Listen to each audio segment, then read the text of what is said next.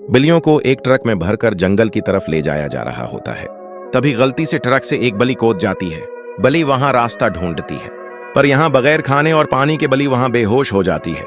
किस्मत से वहां एक खरगोश उसे इस हालत में देख लेता है और बगैर देर किए उसे वहां से उठाता है और अपनी झोंपड़ी पर ले जाता है। वहां उसे एक चेयर पर बैठाता है। पहले तो खरगोश उसे ठंडे नारियल पानी से नहलाता है, फिर उसे नारियल पानी पीने को देता है, फिर बगैर देर किए उसको अपने साथ ले जाता है।